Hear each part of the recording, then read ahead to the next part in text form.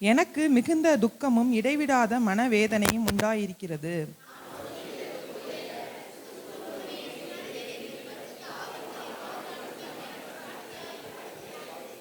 மாம்சத்தின்படி என் இனத்தாராகிய என் சகோதரருக்கு பதிலாக நானே கிறிஸ்துவை விட்டு சபிக்கப்பட்டவனாக வேண்டும் என்று விரும்புவேனே.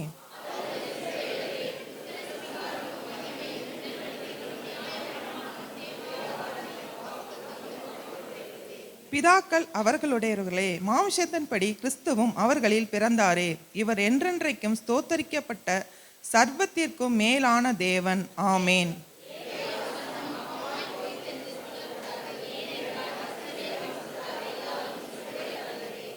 அவர்கள் ஆபிரகாமின் சந்ததியாரானாலும் எல்லோரும் பிள்ளைகள் அல்லவே.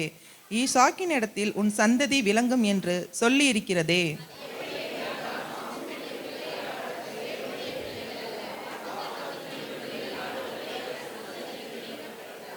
அந்த வாக்குத்தத்தமான வார்த்தையாவது, குறித்த காலத்திலே வருவேன், அப்பொழுது சாராள் ஒரு குமாரனை பெறுவாள் என்பதே.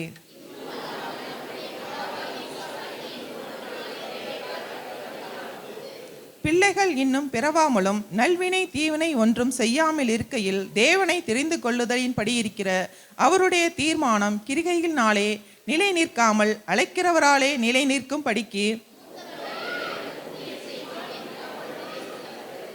அப்படியே யாக்கோபை சிநேகித்து ஏசாவை வெறுத்தேன் என்றும் எழுதியிருக்கிறது.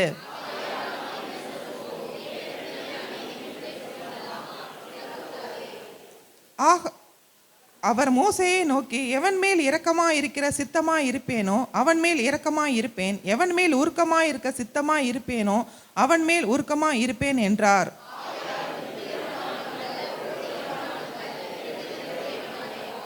எல்லோரும் சேர்ந்து வாசிப்போம். மேலும் என்னுடைய வல்லமையை உன்னிடத்தில் காண்பும்படியாகவும் என்னுடைய நாமம் பூமியிலே எங்கும் பிரஸ்தாபமாகும்படியாகவும் உன்னை நிர்ணயித்தினேன் என்று பார்வோனுடைய சொன்னதாக வேதத்தில் சொல்லியிருக்கிறது. ஆமென்.